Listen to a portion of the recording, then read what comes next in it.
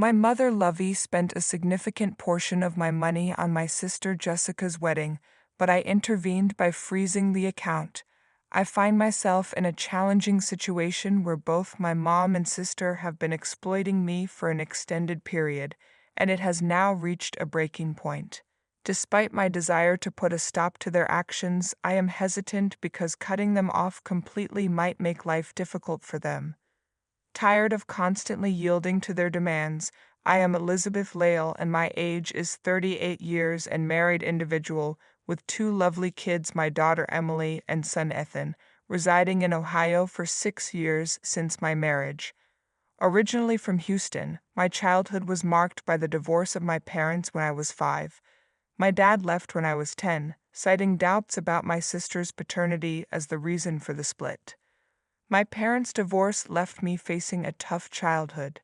Dad relinquished the house to Mom that supported my education while neglecting my sister. Despite his occasional presence during my school days, it wasn't until I reached out during high school that our relationship deepened. He even attended my wedding, despite my mother's disapproval. Over time, my bond with my dad strengthened, leading to 2 visits to Ohio before he succumbed to illness last year. This closeness, however, caused friction with my mom, who distanced herself. My dad, after divorcing my mom, remarried but had no additional children, consistently emphasizing that I was his only daughter. This, coupled with inheriting a $400,000 trust fund, deepened the resentment from my mom and sister. Dad's financial support allowed me to access better education, schools, and colleges, shaping a superior life. The trust fund, intended for my education, has become a source of contention, as my mom and sister continually ask for financial assistance.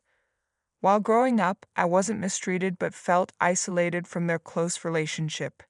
My intelligence and assertiveness prevented easy manipulation, perhaps explaining why my mom never mistreated me. Presently, the $400,000 inheritance poses a dilemma, with my mom and sister persistently seeking financial aid. Despite our emotional distance, I've supported them financially due to our familial ties and their limited income. Although not emotionally close, they have never been unkind to me. A few months ago, my mom called, expressing a desire to renovate our deteriorating house. The walls, ceilings, and floors had suffered damage over the years, and maintenance had been neglected since Dad's departure. The financial strain made it difficult to address issues like peeling paint, faulty wiring, and deteriorating structural elements. Living there, especially during storms, had become increasingly challenging for my mom. She went to the bank to request a loan, but the interest rates were exorbitant. I sensed her desire for me to fund the renovations, but neither of us broached the subject directly. The conversation became awkward, leading me to ignore her subsequent calls. Though she rarely contacted me, last month proved an exception with 3 or 4 calls. When I finally answered, my mom revealed that our house was unsafe due to its deteriorating condition in inclement weather. This time, she directly asked for money, promising to repay gradually. Stunned, she requested $100,000, but I couldn't lend that much. Despite my initial reluctance, I agreed to lend $50,000. Later, I realized I may have been too hasty in offering such a substantial amount. My husband Robert suggested a phased approach, monitoring the progress of the renovations before providing more funds. I informed my mom that I would send $50,000 in parts. Reactivating an old account in Houston, I transferred $10,000 there, giving her access. When she questioned why I didn't deposit directly into her account, I concocted an excuse, attributing it to my husband's suggestion. I harbor doubts about her repayment, but only time will tell. In an update, I expressed frustration at my inability to discern how my mom and sister attempted to exploit me for easy money. After 2 months and $20,000 later, I decided not to provide any more funds. While they were only nice to me for my money, the extent of their deceit shocked me. Discovering my sister's grand wedding through a friend, with a guest list of around 100, was particularly hurtful. Not being informed or invited intensified the pain. Concerns mounted when I checked the account designated for the house renovations, finding it empty. Despite my mom's claim of hiring a renovation company, the work had not commenced. The realization that they might be using my money for the wedding instead of the renovations disgusted me. Contemplating a trip to Houston, I opted to call my aunt instead. She confirmed my sister's wedding, but disclosed that she, too, was excluded from the guest list. Recalling that 6 months ago, my mom requested $20,000 for knee surgery, I inquired about the hospital details. Caught off guard, she struggled to recall any specifics, later claiming a network issue and turning off her phone. Her subsequent silence raised suspicions that the money meant for her knee surgery might have funded the renovations and was now contributing to my sister's wedding. I discovered that my sister got engaged on our front lawn with elaborate decorations and wine. The revelation left me feeling like I had been kept in the dark about their lavish lifestyle, while they pretended to be in need to extract money from me. Frustrated with their deceit, I decided to cut them off. I ceased sending money to their account, ignoring calls and texts from my mom. Even my sister, who never reached out before, attempted to contact me, but I refused to engage. I had grown tired of their lies and manipulations, and I believed that my financial standing and the inheritance left by my dad did not grant them the right to exploit me. In an update, my suspicions were confirmed when my mom, unable to reach me, called my husband. Despite my warning, he spoke to her and revealed that I was aware of their deception. He disclosed that the money was intended for my sister's wedding, not the house renovations as claimed. I was infuriated, wanting them to face the consequences of their actions. My husband's candor also unveiled my mom's deception regarding the knee surgery funds, aggravating the situation. Apologetic messages and calls flooded my phone afterward, with my mom insisting it was a misunderstanding. Torn between anger and a desire for the truth, I agreed to talk to my mom on the condition that she be completely honest. During our conversation, she confessed that my sister wanted a grand wedding but lacked the funds. The idea was to use the pretext of house renovations to extract money from me, believing I wouldn't know about the already completed renovations. I questioned why they didn't ask directly for wedding expenses, and my mom claimed my sister preferred not to seek a direct favor. Frustrated, I confronted her about the knee surgery money, and she fell silent.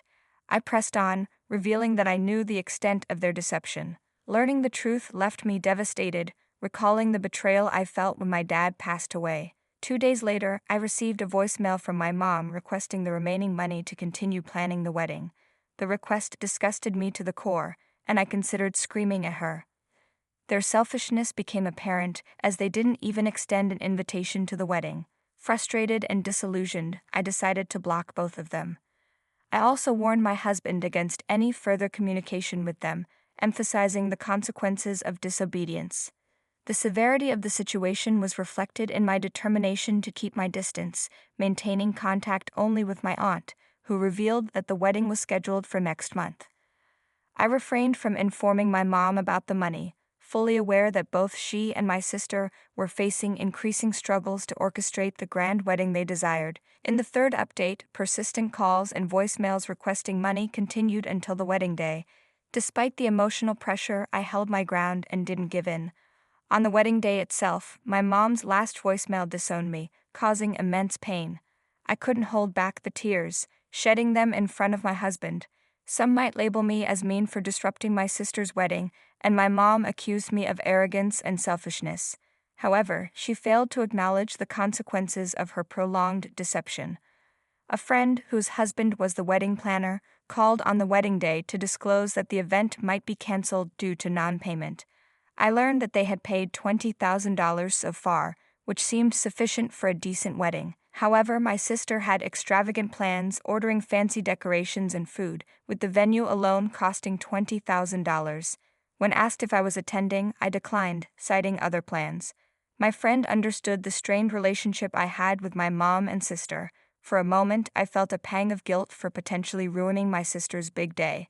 Contemplating giving the remaining money to my friend, I remembered my mom's voicemail disowning me, leading me to question the purpose of helping them if they were willing to cast me aside. I turned off my phone and spent the day with my kids to divert my mind. The next day, my friend shared her frustration, revealing that the wedding reflected poorly on her husband's business. Despite their promises, my sister and mom hadn't paid the additional $10,000, leaving the wedding planner to shoulder the blame. Feeling embarrassed, I didn't know how to respond. My husband, however, stated they deserved the consequences for their dishonesty, and that I should not worry about them. The narrative took an unexpected turn when my husband confessed, under the influence of alcohol, that he was in love with my sister. We all had dinner together, followed by drinks and music. After my sister and her husband left, my husband and I continued drinking and eventually had sex. In our intoxicated state, he openly declared his feelings for my sister, expressing a desire to kiss her. Despite his probable intoxication, his words left me confused and upset, emotions that lingered into the next morning. I woke up sober and a flood of memories rushed back. My husband's shocking confession about being in love with my sister during a drunken moment. I feel shattered inside, yet he seems unperturbed, dealing only with a hangover. Unsure of how to proceed, I contemplate whether I should ignore his intoxicated words, considering his historically good relationship with my sister. Perhaps it was merely the alcohol talking. Should I wait for him to broach the subject, or was he too inebriated to recall?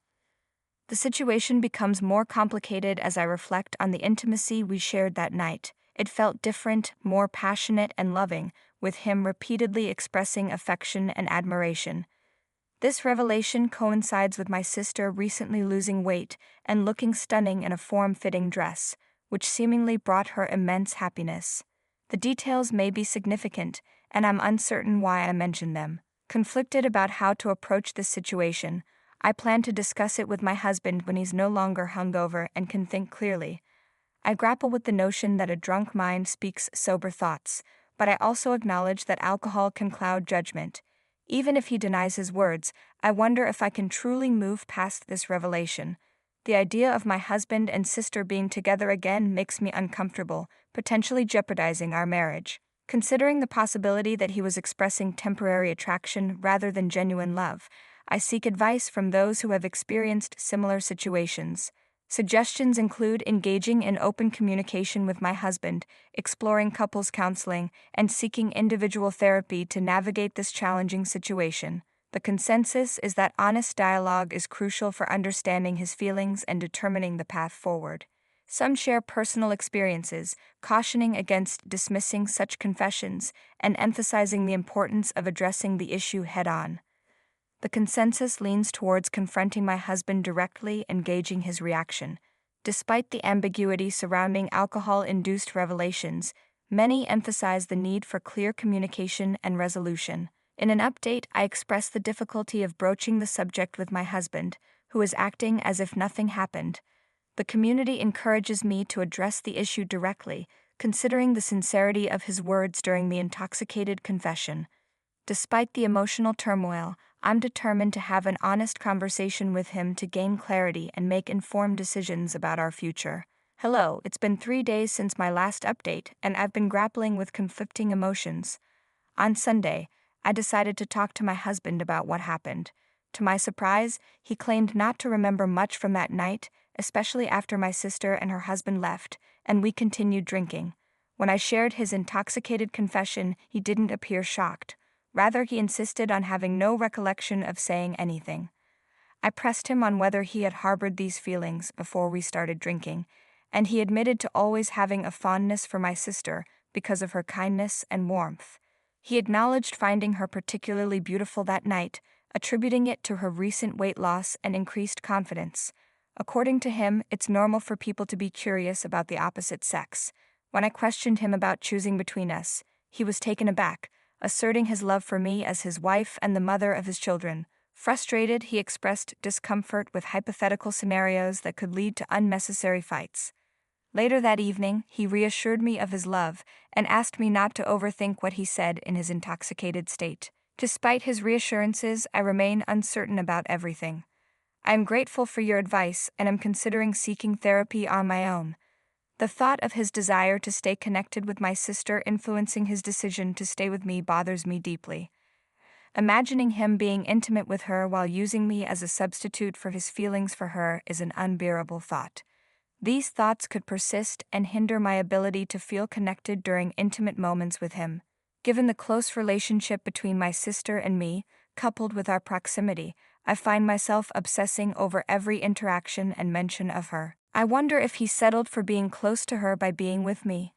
Now that he has admitted his feelings for my sister, it is challenging to believe what he's saying is true and not just my imagination. It feels impossible to move past this, as the knowledge of his emotions will forever linger in my mind. Trusting my instincts and standing up for myself seems paramount. In light of the situation, we've decided to start counseling. Moving forward, when I spend time with my sister, he won't be present. He confessed his feelings for her, asserting that he never acted on them in the past and won't in the future. The path ahead remains unclear, but we are taking steps to address the challenges in our relationship. Thank you so much for joining me on this roller coaster of emotions. If you enjoyed the story and want more engaging content, don't forget to hit that like button. Your support means the world to me. Drop a comment below and share your thoughts. What twists surprise you the most? I'd love to hear your theories and reactions. Subscribe to the channel for more gripping narratives and stay updated on the latest stories. Click that bell icon so you never miss out on the next thrilling episode. If you found this story captivating, give it a thumbs up and let's aim for X likes for the next part. Your likes fuel my creativity. How would you like the story to unfold? Share your suggestions and let's create an epic narrative together. Thanks again for being an amazing part of this community. Until next time, stay curious, stay awesome.